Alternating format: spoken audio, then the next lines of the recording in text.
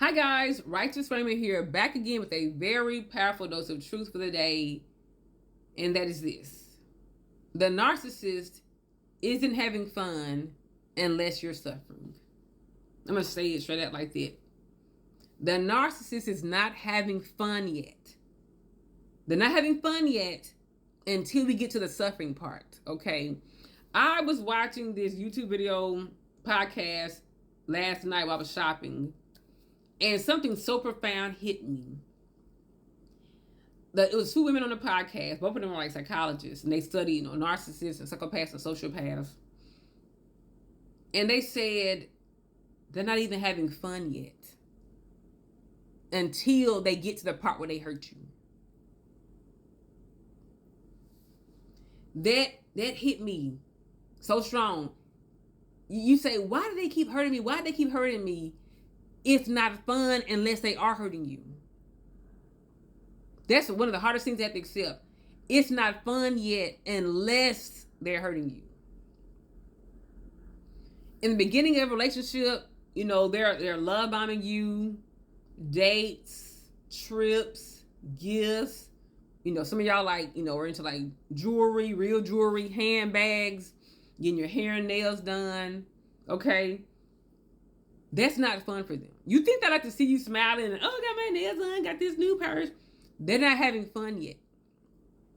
They're only stomaching and enduring and white knuckling you're having fun because they're waiting for the part when they can have the fun. And they're like, okay, I gotta pull her in. Okay. Okay, so I'm gonna buy the handbag. I'm gonna get the purse. She likes Louis Vuitton. Get her there. Get the Louis V. She likes her nails. I'm gonna get her nails done. For the first 3 months, I get her nails done. I'll pay for it. I'm gonna take her on vacation. I'm gonna take her to the Bahamas. She'll like that. She can put it on social media. She likes to show up to her friends. And I'm gonna get her this nice Rolex. And I'm gonna pull her in with that. So he's planning the whole time. He's pulling you in with nice things to get him to the fun part for him, which is the part when you suffer. Okay. He does not enjoy buying you flowers. He does not enjoy giving you massages and trips. I promise you, he does not enjoy this stuff unless he's putting it on social media for attention. He does not enjoy seeing you happy. He has to stomach that nauseating feeling of seeing you happy so he can get to the part where he gets happy. Okay? So I want to talk to y'all. Before I go back into that, I want to talk real briefly about sadism. Sadism. So there's this thing called, I don't know if I want to say so many words on TikTok in case they flag my video. There's this thing called sadism. And I'm going to tell you the AI overview of sadism. Sadism is spelled S-A-D-I-S-M, is deriving pleasure, satisfaction, or schmexual gratification from inflicting or witnessing pain, suffering, or humiliation in others. Sadism is when you derive pleasure, delight, joy, or schmexual gratification from inflicting or observing pain, suffering, or humiliation being done to others. This is the way they feel pleasure. They don't feel pleasure from you smiling and happy and joyful, and they don't get no pleasure from that. They pretend to with this fake smile, like, my baby's so happy I got her this new ring. They're pretending to be happy, but they're really trying to get to the good part. So they say, how can I trap her? Think of a fisherman who uses like the hook and stuff, the fishing pole.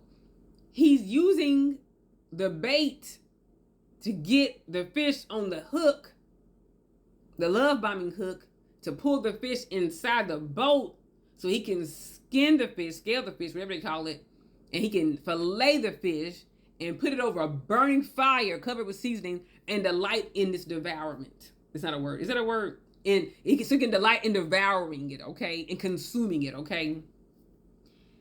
Let's keep talking about sadism. It's not always, like with 50 Shades. I never watched a movie before, but 50 Shades. It's not always like this crazy, whips and chains and stuff, spankings and paddles. It ranges from subtle, everyday cruelty, like cruel pranks or little jabs, little jokes, to extreme physical or psychological torment And it is linked to a lack of empathy and dark personality traits like psychopathy, being a psychopath, and narcissism. It's considered a personality trait, not always a disorder. It involves intentional. It's doing it on purpose. They're doing it on purpose. They're not making a mistake when they do what they did to you. It involves intentional harm for personal gain because it makes them feel good.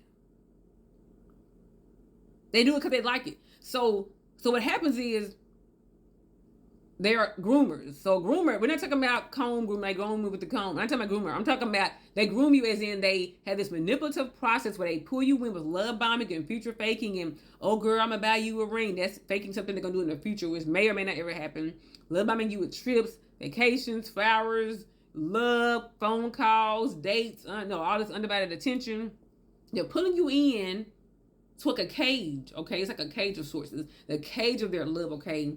When they get you in that cage, they're going to get you isolated from your family and friends, okay?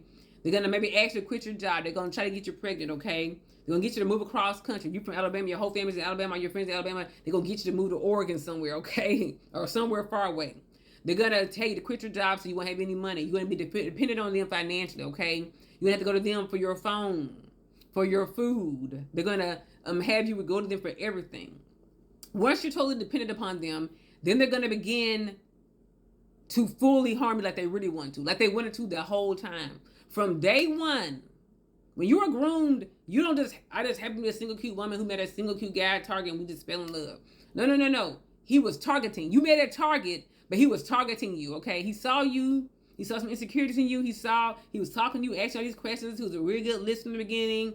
He was trying to figure out what your insecurities are, if you had family trauma, if your dad was around, if your mom, you had issues, if your sisters and you weren't close no more, your best friend, you had a falling out. He's listening to all these things, trying to see, are you a good candidate, okay? That's why some of y'all got ghosted, because you weren't a good candidate during the screening process to be their next victim. You weren't good quality because you had too many connections, you had too many close family and friends, you were too involved in your church, you were career driven, you were getting your degree, you were starting your own business, you were studying, give up your life for no man and move to Oregon, okay? So anyways, if he can get you, most women, he'll try to get you pregnant, and he'll try to get you to the altar, marry you within a few months, okay? And it's to get you trapped. And then he can get to the good part for him, which is tormenting you. He's going to test you before he moves you out and marries you and gets you pregnant. He's going to test you with little pranks, little comments, little jokes, little jab. Oh, I like the little fupa you got right there. Girl, your wig look ridiculous. That hair, I can't. Oh, you trying to be funny with wearing that wig. You trying to joke with that wig, right? Making little comments, whatever.